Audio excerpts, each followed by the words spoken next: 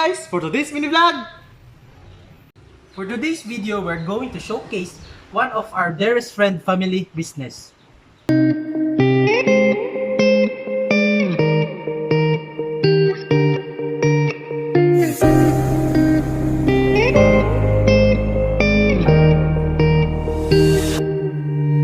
나의 두 눈을 감으면 떠오르 Hello everyone, I am Danbert Credo and my business is peanut butter production.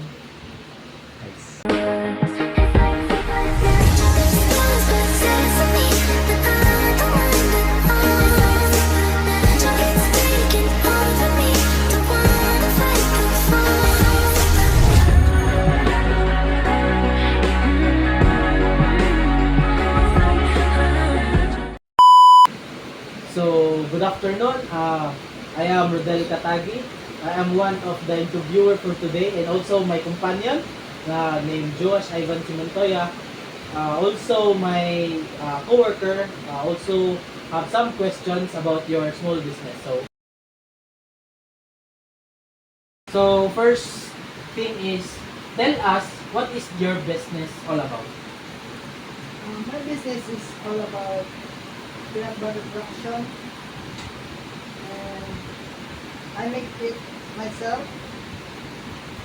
and I deliver it to bakeries.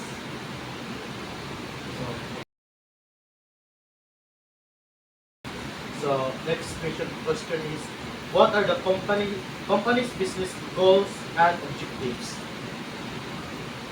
My goal is to give people a quality product and ensuring that it is safe to consume.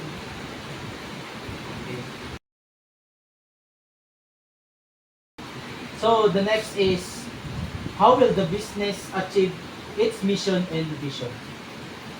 My mission is to produce quantity but quality product, and my vision is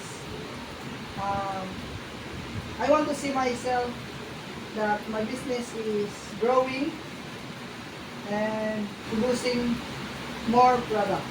Okay. Next question is, how long are you in the business industry? I've been 5 years, starting the pandemic. So, cite an example of a problems or your struggles you have encountered as a supplier of peanut butter. My struggle and what I've encountered is the supply. Dili magimalikayan nung ang supply is gamay.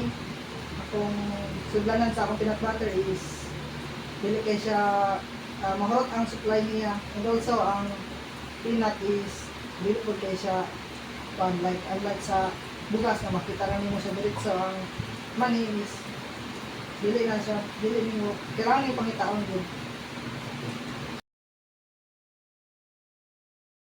Next question is, how did you respond when faced with challenges? Like yung question kanina, ako mga challenges is ang supply ng good. Like last time naka-encounter ko, wala ko ipan, wala isuganan sa peanut butter, so nag-start ko sa akong sa akong production for a month.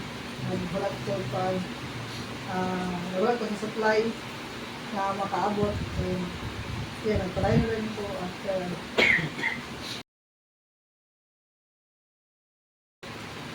So, okay, for next question is, for me, peanut butter is daghan din kayo siya dire inside Bukidnon and also Valencia. So, my next question is, what makes your peanut butter unique to others compared compared sa mga other companies or product peanut butter. Ang ako is pure gid siya nga peanut butter, wala siya isagol nga lain. Unlike magpalit ka sa uban nga store is na sila yung nasagol nga mugahi ang peanut butter. Try ganin mo palit sa lain pag gahi lang peanut butter, murag na siya cornstarch ang iyang texture. As ako is peanut and butter lang din siya, mao na akong pan. So that's why dili kay siya gahi. Next question is, give us a tip, considerations when selecting a supplier. My tip is just choose the right company nga imong masaligan. Unlike sa ako is family maraman ako kung ginagawapanan, ginasupplyan. So, kana siya ako ginasaligan akong pan akong ginasupplyan kay family raman. Unlike sa others is kailangan din mo kabisadohon kung masaligan ba na sila.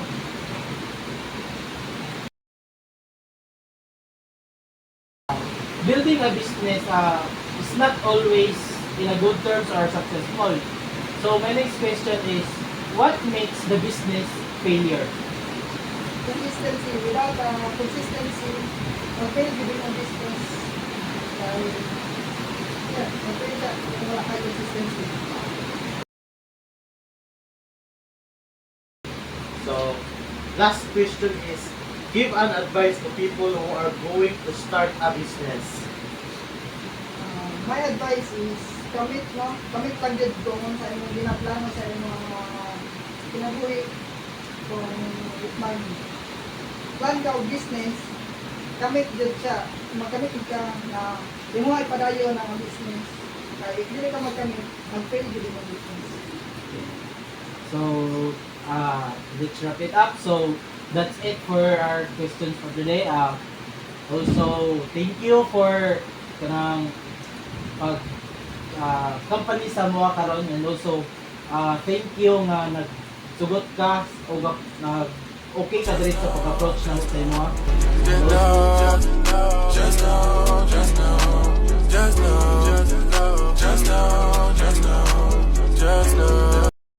Hi guys! Next question is,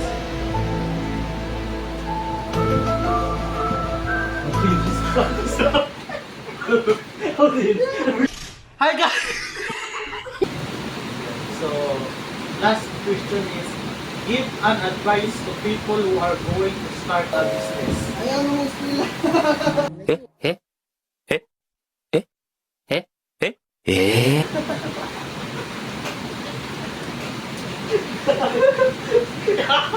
Sila nga, ang diskarte.